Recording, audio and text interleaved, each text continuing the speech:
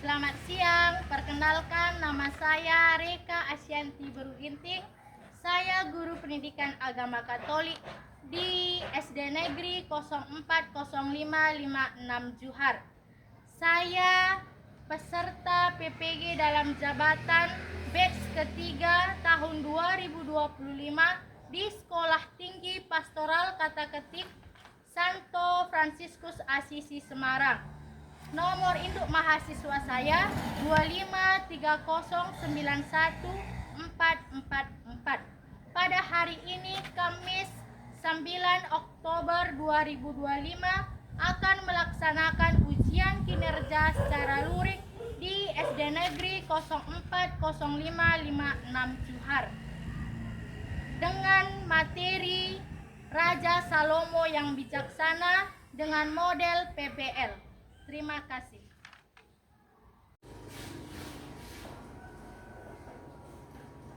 Selamat pagi semua.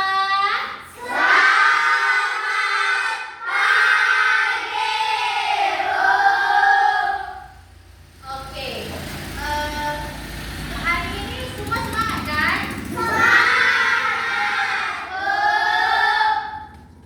Oke, kalau semua semangat, sebelum kita mulai, kita awali dulu dengan bernyanyi. Oke? Oke, dulu.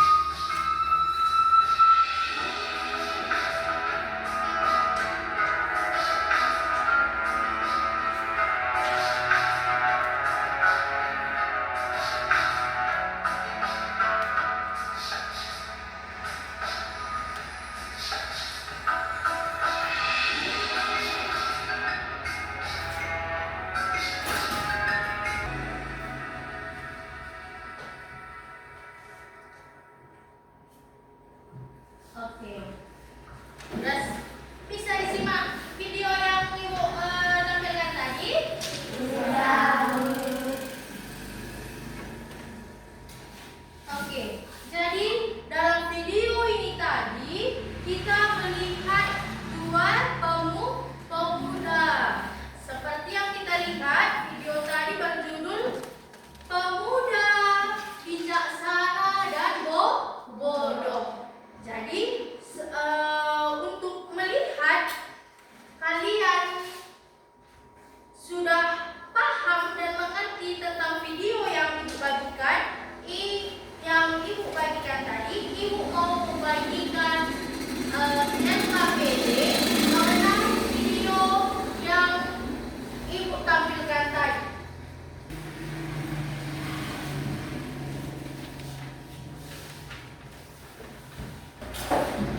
Oke, jadi Ibu meminta kalian menjawab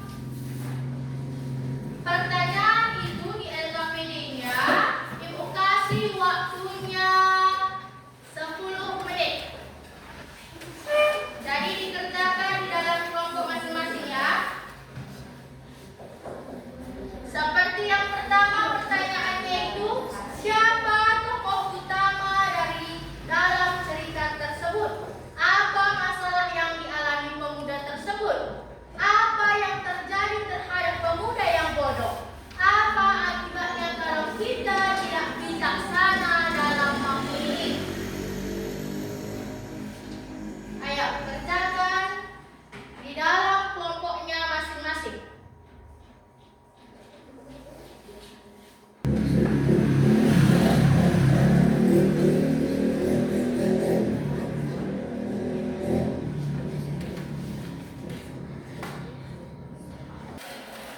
Kelompok 1,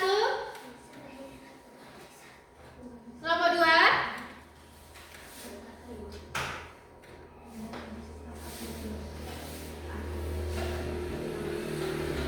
bagaimana kelompok 3? Oke. Kelompok 4? Oke ya. Ya, kelompok 1 sudah siap, kelompok 4 sudah siap, kelompok 2 bagaimana? Kelompok 2 sudah siap, kelompok 3? Sudah. Oke. Jadi, sekarang kelompok 1 silahkan jawab pertanyaan bagian A. Siapa tokoh utama dalam cerita tersebut? Dua pemuda yang bijaksana dan bodoh. Iya. Tokoh utama dari cerita itu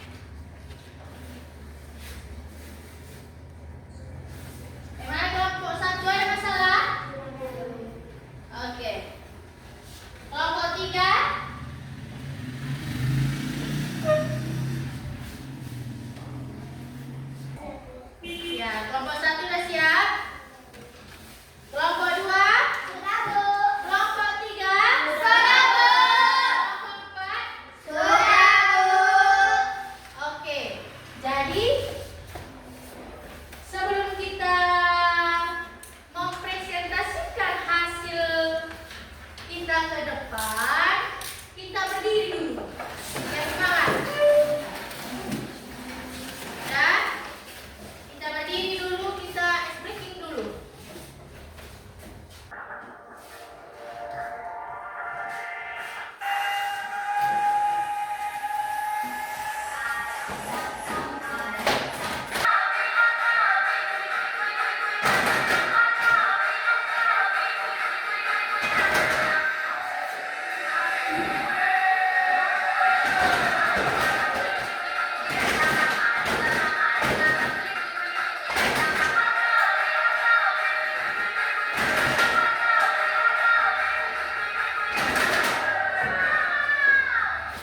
Kita telah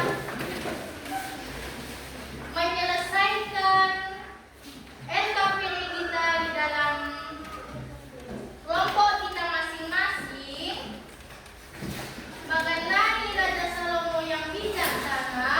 Seperti yang kita lihat, inilah pertanyaan-pertanyaan yang harus dijawab oleh kelompok tadi. Sekarang Ibu persilahkan terlebih dahulu kelompok 1 mempresentasikan hasil kerja kelompoknya di depan. Yang LKPD 1 ya. Ayo, semua anggota ke depan. 1 sebagai pemateri yang mempresentasikan, 1 sebagai notulen yang menulis nanti semua pertanyaan atau masukan dari kelompok, 1 sebagai moderator. Oke? Sudah siap kelompok 1? Sudah, Bu. Oke, ayo Ibu persilahkan untuk kelompok 1 mempresentasikan hasil kerja kelompoknya. Inilah prestasi dari kelompok 1. Mengapa Raja Salomo meminta hikmat kebijaksanaan kepada Allah? Karena ingin menjadi umat Tuhan. Kelompok yang lain dengarkan ya. Bagaimana cara Salomo menyelesaikan masalah dua ibu yang lebih baik? Dengan cara ingin membelah dua dalam memutuskan bangsa Israel akan dikaruniai hati yang tulus. Mengapa seorang pemimpin perlu bersikap bijaksana agar bisa ditiru oleh bangsa-bangsa? Sekian presentasi dari kami. Untuk teman-teman, adakah yang kurang jelas dari kelompok 1? Silahkan ditanya. Oke, dari kelompok 1 telah mempresentasikan materinya, dan kelompok 2, 3, dan 4 ada yang mau ditanyakan untuk di kelompok 1 atau mau memberikan masukan atau apresiasi? Ebin dari kelompok 4. Untuk Ebi, bangsa Israel akan dikaruniai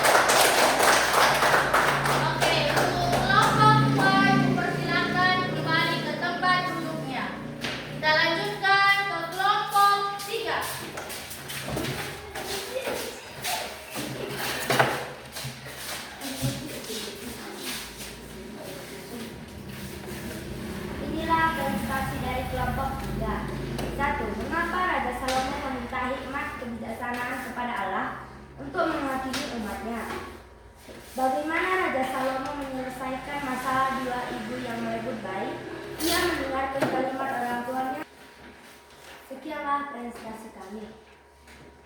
Oke. Untuk kelompok 3 kita kasih tepuk salut. Salut, salut. Salut, salut. Salut. Oke, kelompok 3 yuk persilakan kembali ke tempat duduknya. Oke, yang terakhir kelompok 4. Ayo ke depan untuk mempresentasikan hasilnya. Kelompok ingin mempresentasikan hasil kelompok kami. 1. Mengapa Raja Salomo meminta hikmat kebijaksanaan kepada Allah? Karena ia ingin Mengapa seorang pemimpin perlu bersikap bijaksana? Jika tidak, kita tidak akan selamat dari berbahaya. Yang untuk teman kami, Jepan, menurutmu apa yang terjadi jika Salomo tidak bijaksana dalam memutuskan? Umat Tuhan akan hancur. Oke, untuk kelompok 4. Jadi kita telah melihat dan mendengarkan dan mencari bagaimana Raja Salomo itu dikatakan bijaksana. Jadi itulah yang sudah kalian jawab di dalam kelompok. Jadi apa yang dapat kita teladani, nilai yang kita teladani dari cerita Raja Salomo? Yang pertama, Dia selalu memohon bimbingan Tuhan. iya. Jadi di dalam kesimpulan yang sudah di depan, yang bodoh dan bijaksana dan membaca kitab suci tentang Raja Salomo yang bijaksana, apa yang ingin kalian perbuat di dalam kehidupan kalian? Ini menjadi seorang yang bijaksana dan pintar. Oke, kelompok 1 ingin menjadi bijaksana dan pintar. Kelompok 2, apa yang ingin kalian lakukan kelompok 2? Bijaksana dalam memutuskan hal apapun. Oke, bijaksana dalam memutuskan hal apapun. Kelompok 3, Bijaksana dalam yang ucapkan tadi benar-benar dilaksanakan. Jadi sehingga pelajaran hari ini membawa perubahan yang baik dalam kehidupan kalian. Oke, sekarang kita